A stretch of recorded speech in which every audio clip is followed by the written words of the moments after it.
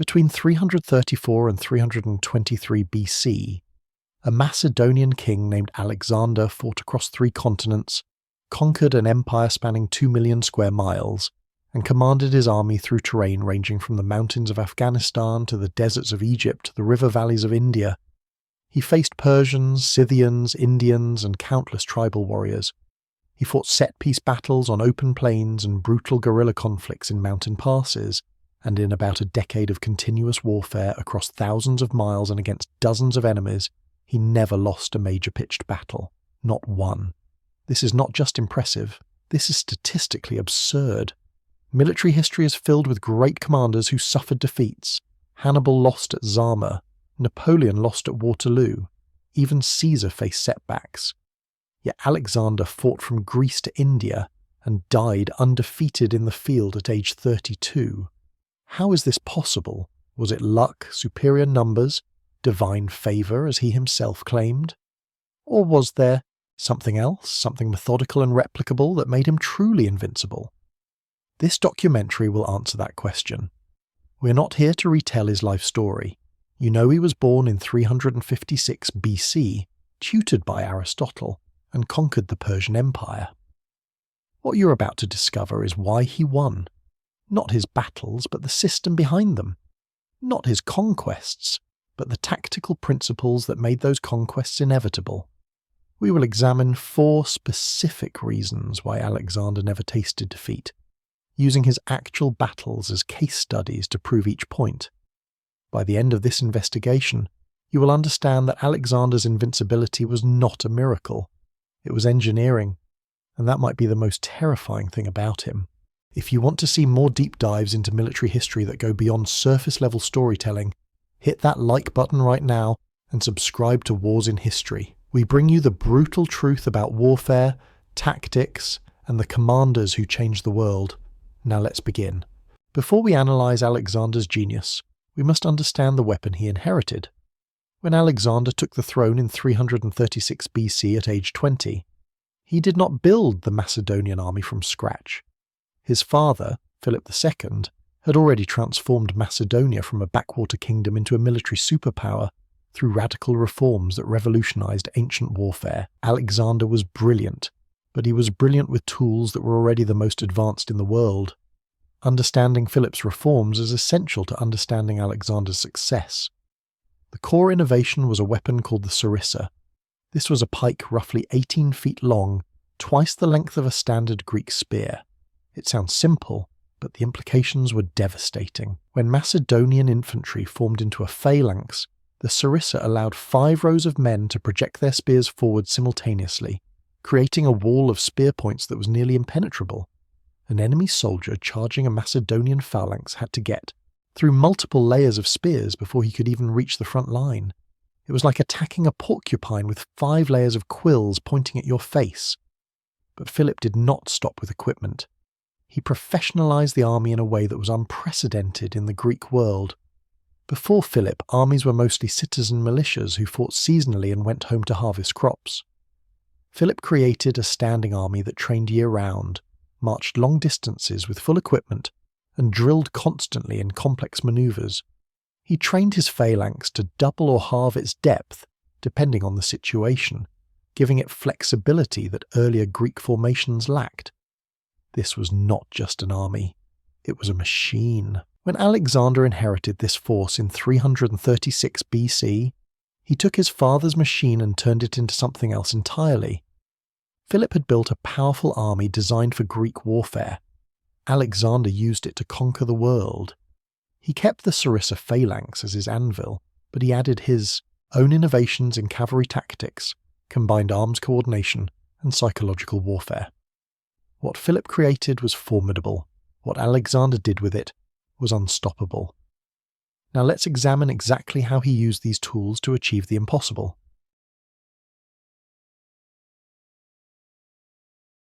Here is the first pillar of Alexander's invincibility, and it is the most important one to understand. Alexander never used a fixed playbook. He did not have one brilliant tactic that he applied repeatedly. Instead, he treated every battle as a unique problem that required a unique solution.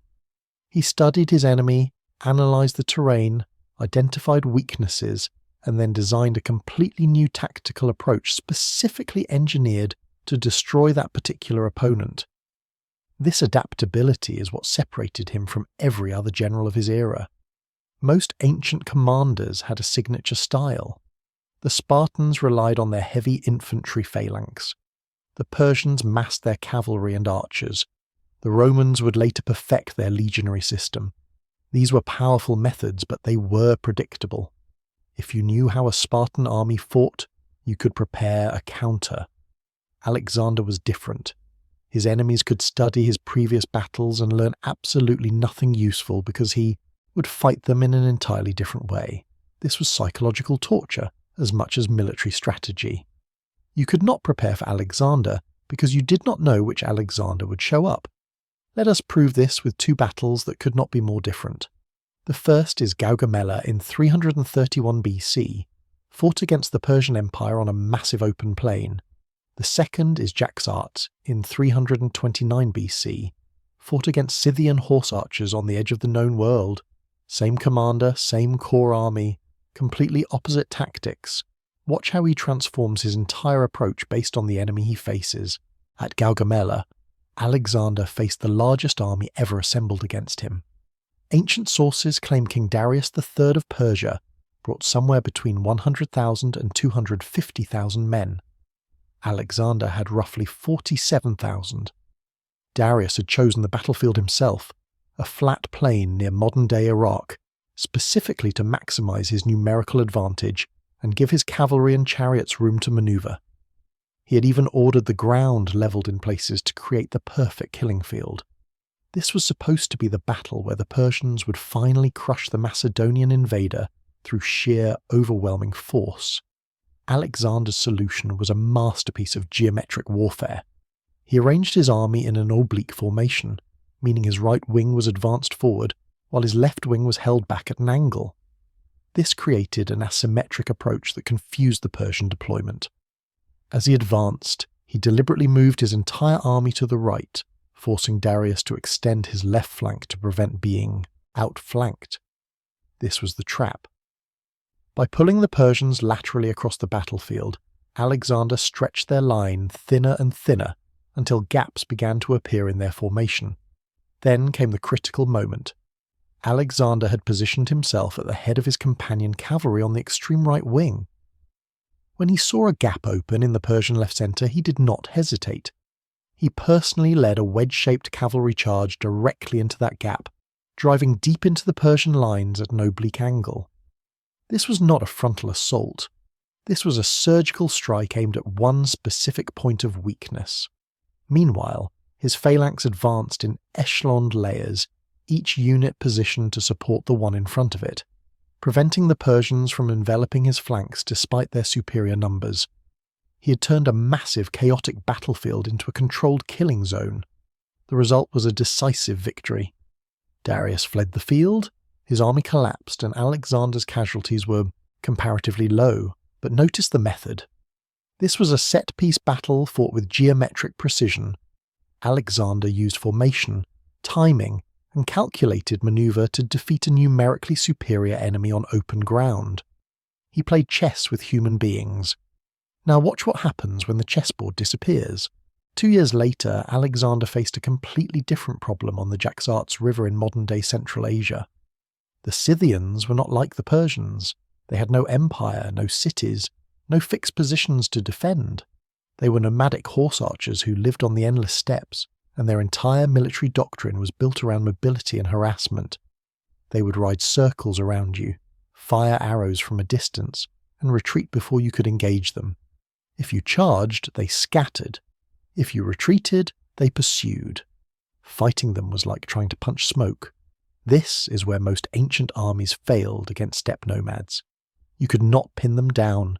You could not force them into a decisive battle. The Scythians had massed on the northern bank of the Jaxartes River, confident that their mobility would allow them to slaughter Alexander's men as they attempted to cross. They were experts at exactly this kind of ambush warfare. They planned to let the Macedonians wade into the river, then ride along the bank and shoot them to pieces while they were helpless in the water. Alexander knew this, so he did something no one expected.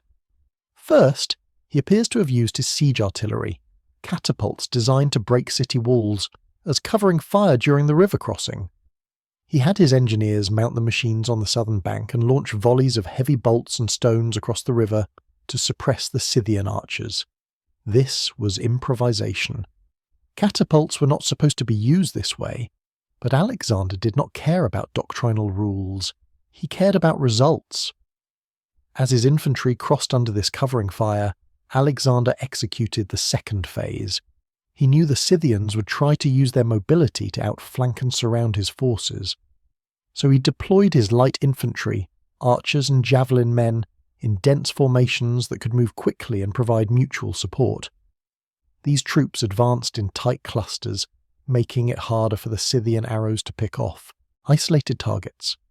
Then, and this is the key tactical innovation, Alexander sent a small cavalry force forward as bait. This was a sacrificial unit designed to lure the Scythians into committing to an attack. The Scythians took the bait.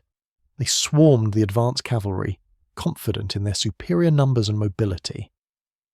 But Alexander had held his heavy companion cavalry in reserve, hidden behind his light infantry. The moment the Scythians committed and closed distance to finish off the bait unit, Alexander unleashed his reserves. His heavy cavalry charged through carefully planned gaps in his own light infantry line and smashed into the Scythian horse archers at close range. The Scythians, who were deadly at a distance but vulnerable in melee, found themselves suddenly trapped in a close-quarters brawl they could not win. The result was a complete reversal. The Scythians, who had planned to destroy Alexander through mobility and ranged harassment, were instead surrounded and butchered in hand-to-hand combat. Alexander had turned their strength into a weakness by forcing them to fight on his terms. But look at how different this battle was from Gaugamela. No geometric formations, no oblique angles, no set-piece chess moves. This was a fluid, improvised, combined arms operation that required real-time decision-making and the creative use of unconventional tactics. This is what made Alexander unbeatable. He did not have one genius tactic. He had a genius system of analysing each unique situation and engineering a custom solution. Against the Persians on open ground, he used formation warfare and geometric precision. Against the Scythians on the steppes, he used bait and ambush tactics and improvised artillery support. These are not just different tactics. These are different philosophies of warfare, executed by the same commander within 2 years of each other. His enemies could not prepare for this. Every battle was a new exam with different questions, and Alexander always had the answers. This adaptability was not luck. It was the product of a mind that understood warfare at a deeper level than anyone else in his era. He saw patterns where others saw chaos, and he created solutions where others saw only problems. That is the first reason he never lost. Now let us examine the second.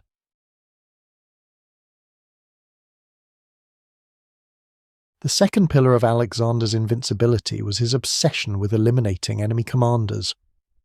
While most generals positioned themselves safely in the rear, directing troops like chess pieces, Alexander fought at the front of his cavalry and used himself as a weapon. But this was not reckless bravery or youthful arrogance. It was calculated psychological warfare. Alexander understood something fundamental about ancient armies that his enemies often forgot. These were not modern professional forces with clear chains of command and contingency plans. They were collections of tribal contingents, mercenary bands, and regional levies held together by the authority of one man. Kill that man, or even just make him run, and the entire army would collapse like a house of cards. This was Alexander's signature move. In nearly every major battle, there comes a moment where he personally leads his companion cavalry in a wedge formation directly toward the enemy commander's position, not toward a weak point in the line, not toward a strategic objective, toward the man in charge.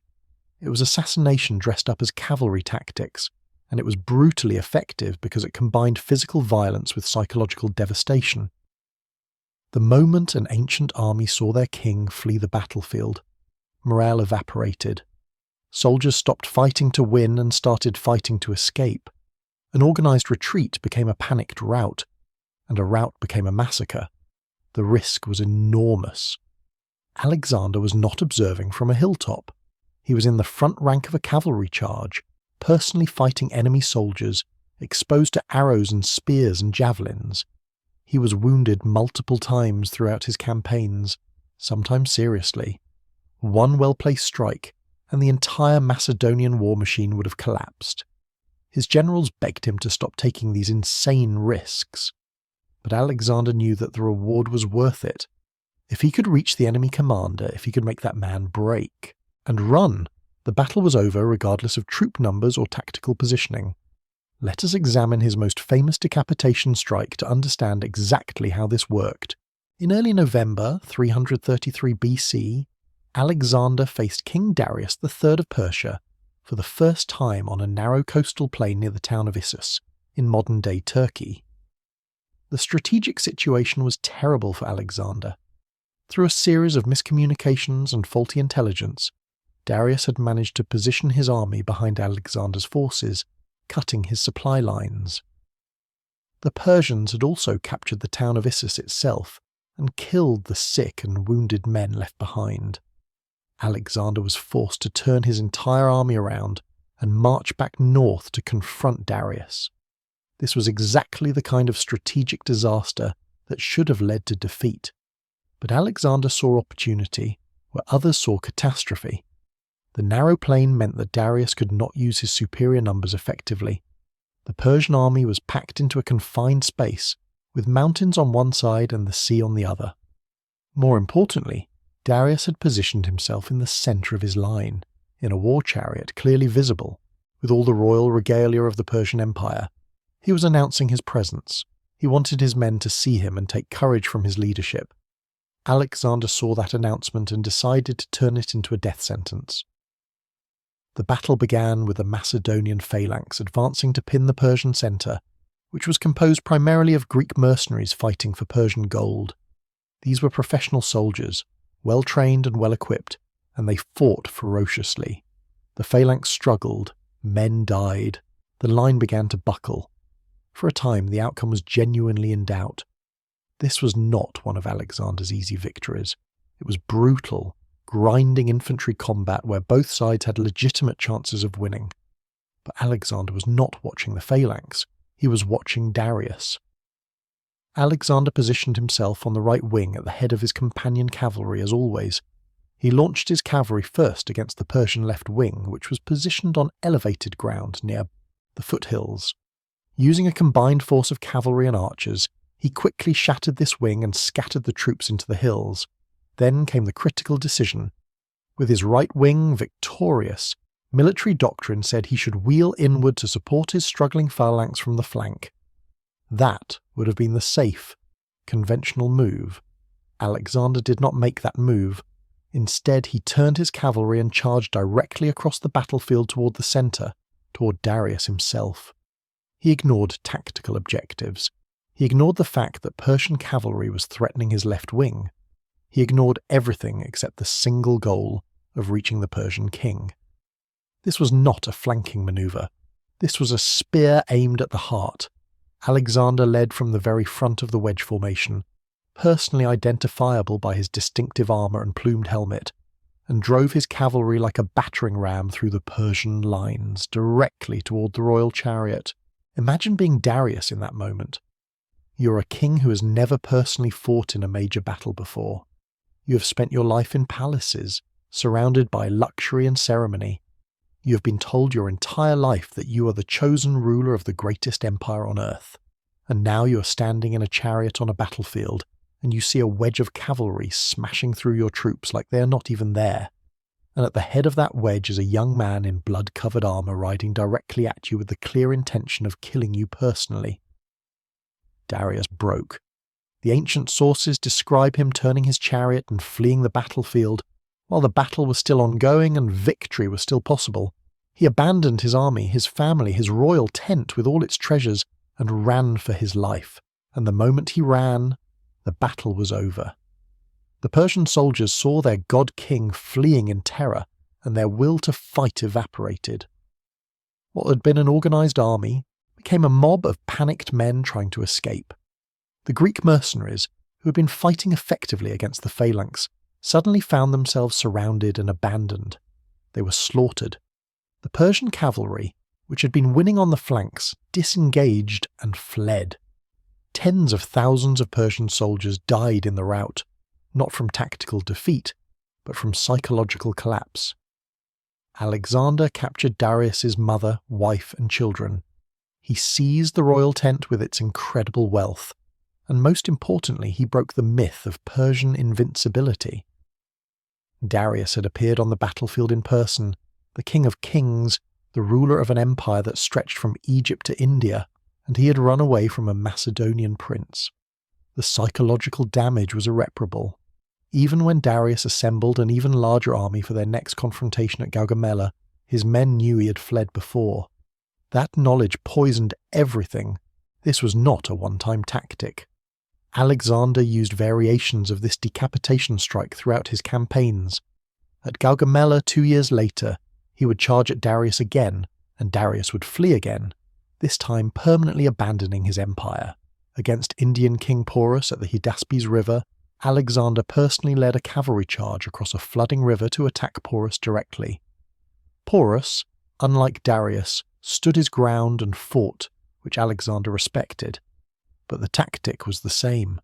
Find the enemy leader, charge the enemy leader, kill or break the enemy leader, win the battle. The brilliance was in understanding that ancient warfare was as much psychological as physical.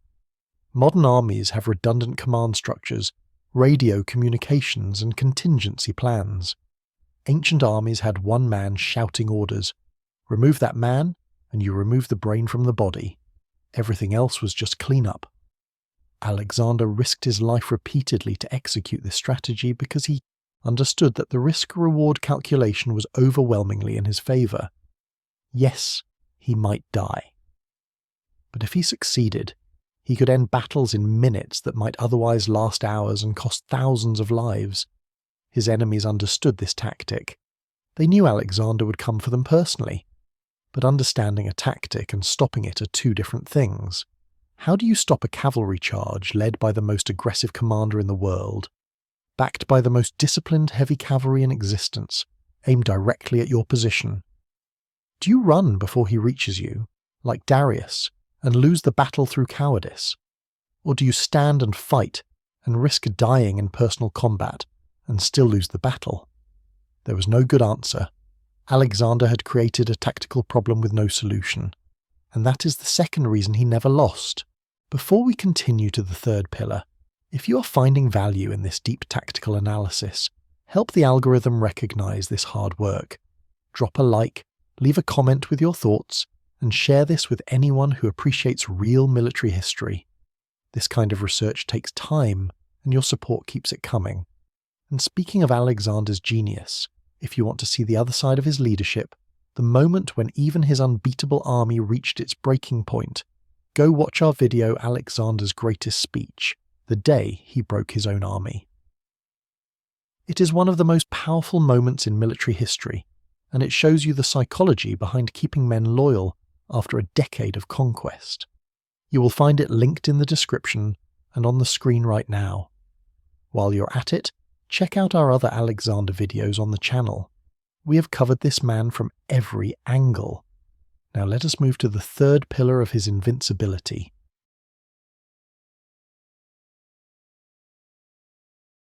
The third reason Alexander never lost a battle was his revolutionary understanding of combined arms warfare.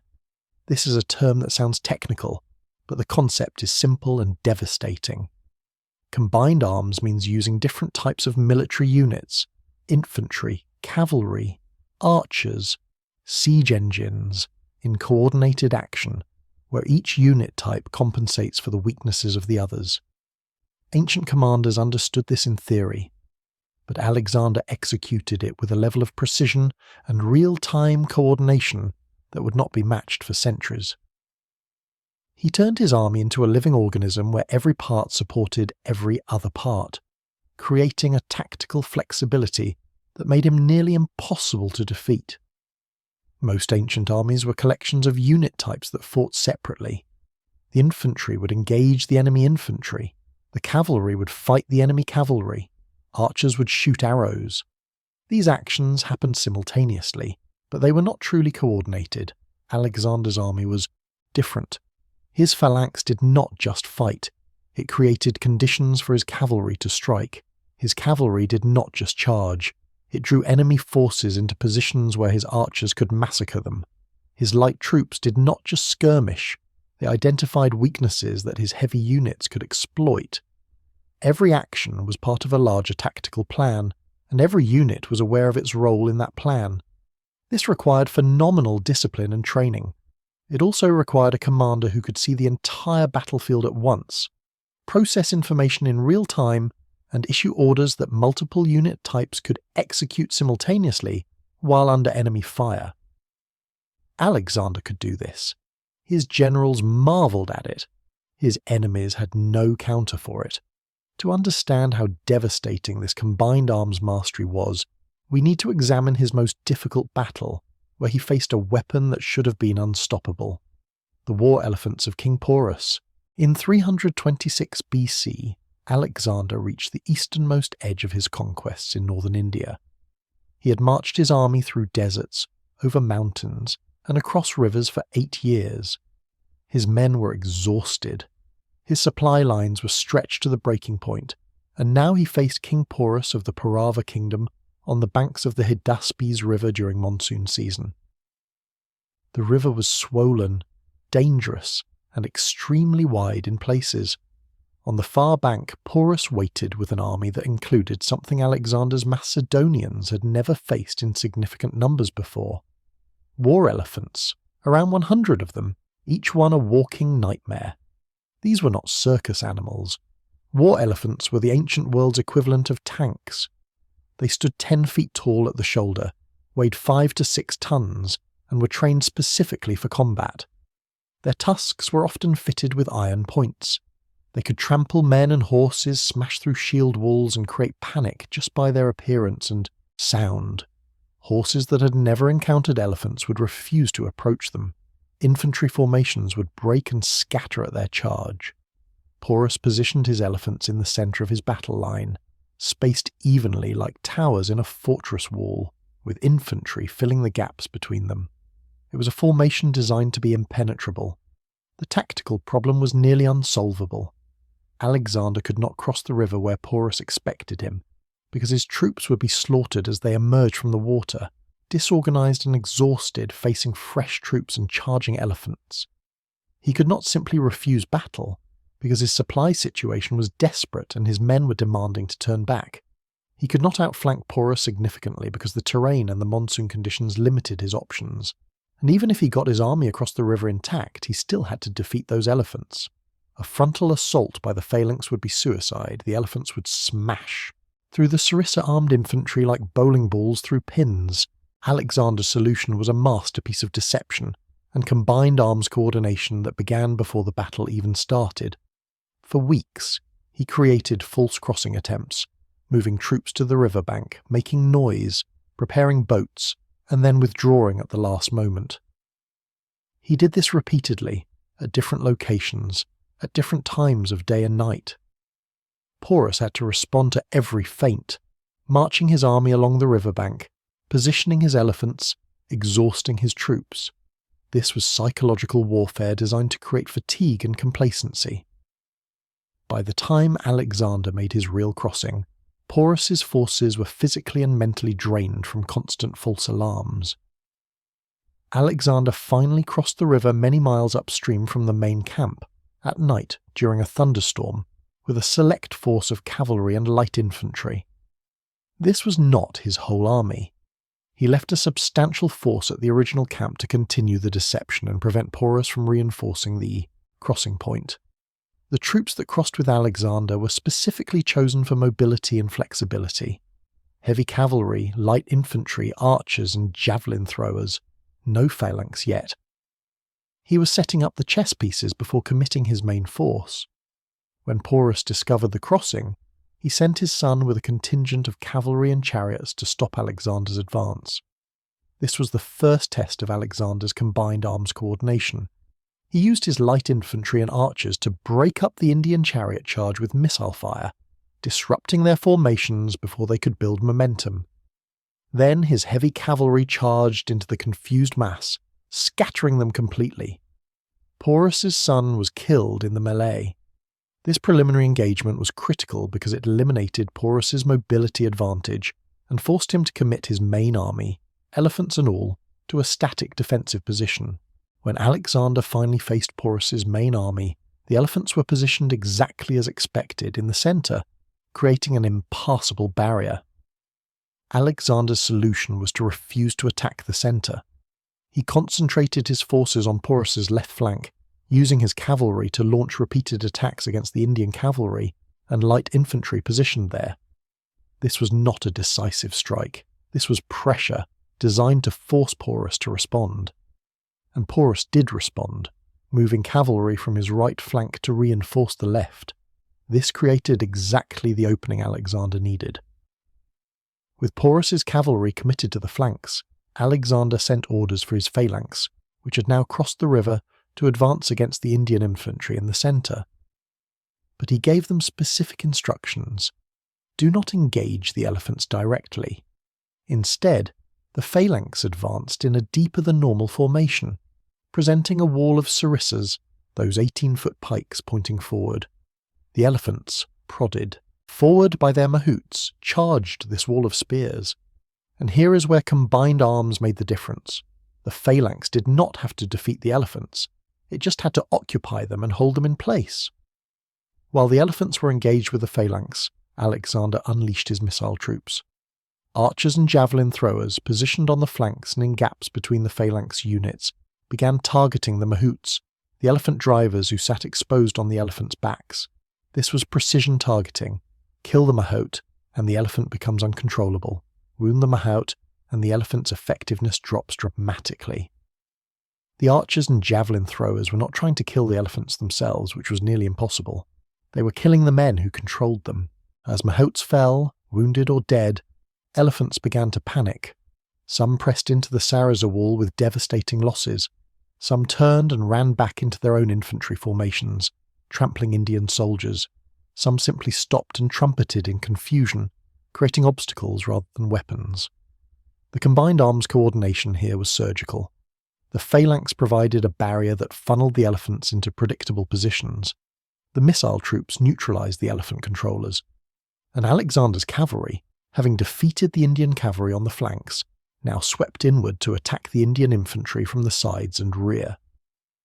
Porus's infantry, already demoralized by their own elephants turning against them, now found themselves surrounded. The phalanx pressed from the front. The cavalry crushed them from the sides. The archers continued to rain missiles into their formations. There was no escape and no hope. The Indian army collapsed. Porus himself fought to the end, riding his war, elephant into combat even as his army disintegrated around him.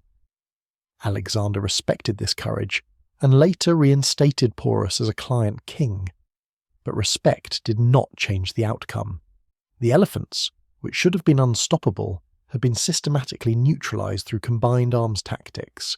This is what separated Alexander from every other commander of his era. He understood that each unit type had strengths and weaknesses, and he engineered situations where strengths multiplied and weaknesses were covered by other units. Infantry could hold ground, but was vulnerable to cavalry. Cavalry was mobile and deadly, but could not hold terrain. Archers were lethal at range, but defenseless in melee. Alexander used these unit types like instruments in an orchestra, each playing its part at precisely the right moment to create a symphony of coordinated violence. Against the war elephants the phalanx held, the archers killed the controllers, and the cavalry exploited the chaos. Against Persian cavalry, the phalanx anchored the line while the cavalry struck at weak points. Against fortified cities, siege engines created breaches while light infantry infiltrated and cavalry cut supply lines. Every battle was different, but the principle was the same. Use each weapon for what it does best, and coordinate their actions so that success in one area creates opportunities in another. This was not luck or improvisation. This was systematic tactical genius.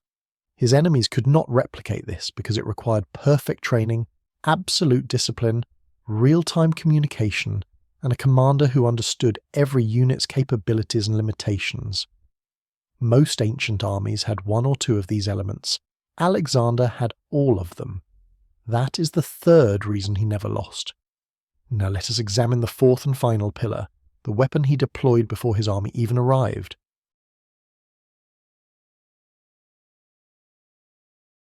The fourth and final pillar of Alexander's invincibility was his mastery of psychological warfare combined with inhuman speed of movement.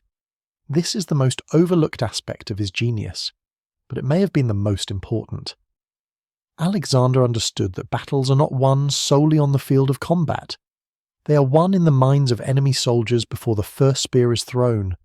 If you can break an enemy's will to fight, if you can make them fear you so deeply that surrender seems preferable to battle, then you have already won.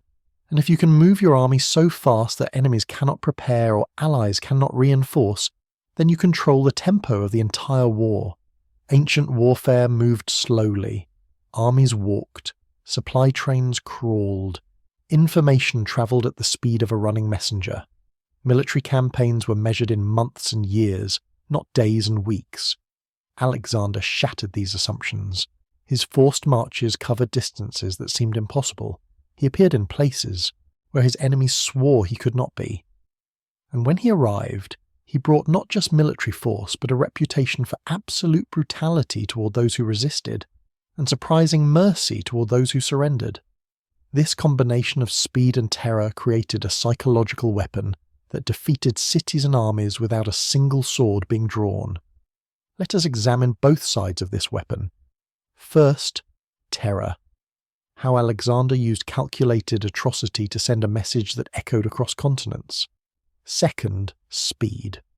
How his ability to cover impossible distances in impossible time turned strategic situations from desperate to dominant. Together, these elements created an aura of invincibility that became a self-fulfilling prophecy. When soldiers believe their enemy cannot be beaten, they have already lost. In 335 BC, 1 year after taking the throne, Alexander faced his first major crisis. While campaigning in the north against tribal invasions, a rumour spread through Greece that he had been killed in battle. The city of Thebes, one of the great powers of Greece, saw an opportunity. They revolted against Macedonian control, besieged the Macedonian garrison in their citadel, and called on other Greek cities to join them in throwing off Macedonian rule. Athens considered joining the rebellion. Sparta prepared to watch and wait. If Thebes succeeded, Alexander's entire power base in Greece would collapse before he could even begin his invasion of Persia. Alexander was not dead. When he received word of the Theban revolt, he was hundreds of miles away in the Balkans. A normal commander would have taken weeks to march back to Greece, giving the rebellion time to spread and consolidate. Alexander covered the distance in less than 2 weeks. This was a forced march that pushed his army to the edge of collapse. His men marched through the night, slept for a few hours and marched again. When Alexander appeared outside the walls of Thebes, the Thebans could not believe it. They had been told he was dead. Now he was at their gates with his entire army. The psychological impact was immediate and devastating. But Alexander did not attack immediately. He offered terms, surrender the leaders of the rebellion, and the city would be spared. This was extraordinarily lenient given the circumstances. The Thebans had committed treason, besieged a Macedonian garrison, and attempted to trigger a Greece-wide revolt. Alexander could have demanded unconditional surrender. Instead, he offered a way out. This was calculated. He wanted the Thebans to refuse. He wanted them to choose defiance so that what came next would be their responsibility, not his. And the Thebans did refuse. They demanded that Alexander hand over 2 of his generals to them for trial. They were calling his bluff. Alexander spent 3 days preparing his assault, giving his men time to rest and giving the Thebans time to reconsider. They did not reconsider. When the attack came, it was swift and overwhelming. The Macedonian phalanx smashed through the wooden palisades protecting the city. The companion cavalry exploited gaps in the defences. Within hours, the walls were breached and Macedonian soldiers poured into the streets. What happened next was not a battle, it was an extermination. Alexander gave his troops permission to sack Thebes completely. His Greek allies, who hated Thebes for historical reasons, were particularly brutal. The city was burned, temples were destroyed, men were slaughtered in the streets, women and children were killed or enslaved. Ancient sources report that 6,000 Thebans died in a single day, and 30,000 survivors were sold into slavery. The city itself was razed to the ground, erased from existence except for a few temples and the house of the poet Pindar, which Alexander ordered spared. An entire Greek city-state, one of the most powerful in the Hellenic world, was annihilated in less than 24 hours. This was not rage, this was policy. Alexander wanted every city from Greece to India to know what happened to those who rebelled against him. Surrender and you live. Cooperate and you prosper. Resist and you are deleted from history. The message was heard. After Thebes, no Greek city dared revolt while Alexander was alive. Athens, which had been preparing to support the rebellion, immediately sent ambassadors begging for forgiveness. Sparta stayed quiet. The entire Greek world was paralyzed with fear. Alexander had bought himself complete security in his rear through a single act of calculated terror. But notice the other side of the policy. Cities that surrendered peacefully were treated well. Local elites were allowed to keep power. Taxes were reasonable. Cultural practices were respected. Alexander was not a mindless destroyer. He was offering a choice. Work with me and thrive, or resist and disappear. Most cities chose survival. The psychological calculus was simple. Why fight Alexander when the outcome was predetermined? Why sacrifice your city when surrender meant keeping your life, your property, and your status? The terror of Thebes made every subsequent siege shorter, and every subsequent negotiation easier. One atrocity prevented 1,000 battles. Now let's examine the other side of the weapon, speed. After the Battle of Gaugamela in 331 BC, Darius fled the battlefield and retreated east with the remnants of his army. Alexander could have consolidated his conquest, secured the Persian heartland, and pursued Darius at a leisurely pace. Instead, he turned the pursuit into a manhunt that covered hundreds of miles at a speed that defied ancient military logistics. This was not just chasing a defeated enemy. This was demonstrating that distance was no protection against Alexander, that no terrain was too difficult, and that no march was too long. Alexander handpicked his fastest units, companion cavalry, light infantry, scouts. He left his slower heavy infantry to follow at their own pace. Then he set off at a speed that seemed suicidal. His cavalry reportedly covered over 50 kilometers per day through desert terrain in midsummer heat. They rode at night to avoid the worst of the heat. They carried minimal supplies, living off what they could forage or requisition from local villages. Horses died. Men collapsed from exhaustion. Alexander did not slow down. When Alexander learned that Darius had been arrested by his own generals, Bessus and Nabarzanes, he accelerated even further. He dismounted 500 of his cavalrymen and replaced them with his toughest infantry officers, men who could ride hard and fight if necessary. He ordered these men to carry only weapons and 2 days of rations. Everything else was abandoned. Then he reportedly covered over 60 kilometers in a single night ride through desert terrain, a pace that would have been impressive for cavalry on open roads in daylight. He did it in darkness over broken ground with men who had already been riding for days. Alexander caught up with Bessus's party at dawn. Most of the Persian soldiers, exhausted and demoralized, fled without fighting. Bessus and his conspirators escaped, but they left Darius behind, mortally wounded. Alexander arrived just in time to find the former King of Kings dying in a supply wagon, abandoned by his own men, killed by his own generals. He covered the body with his own cloak and ordered a royal funeral. The symbolism was perfect. Alexander had pursued Darius across hundreds of miles through impossible terrain, at impossible speed. The message to the remaining Persian commanders was clear. You cannot run, you cannot hide. Distance means nothing. Geography means nothing. I will find you. And the message was believed. After Darius's death, Persian resistance collapsed city by city. Satraps surrendered. Provinces submitted. Some held out, and Alexander besieged them with the same relentless speed. He would appear at cities' gates weeks before scouts reported he had even left the previous siege. His forced marches became legendary. His enemies began to think of him as supernatural, favoured by the gods, unstoppable by human means. And once they believed that, they had already lost. This combination of terror and speed created an aura of inevitability around Alexander. He did not just defeat enemies, he destroyed those who resisted and moved so fast that others could not organize effective resistance. By the time cities learned he was coming, he was already there.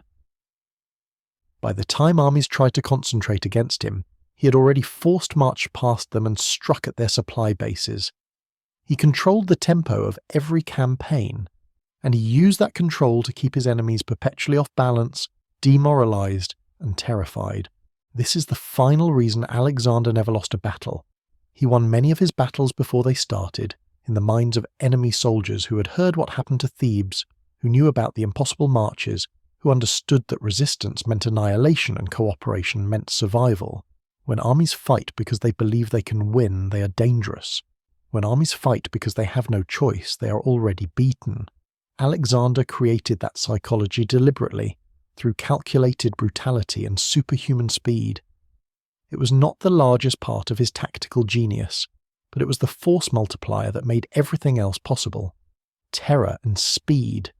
The weapons he used before his army ever drew swords. So here is the answer to the question we asked at the beginning.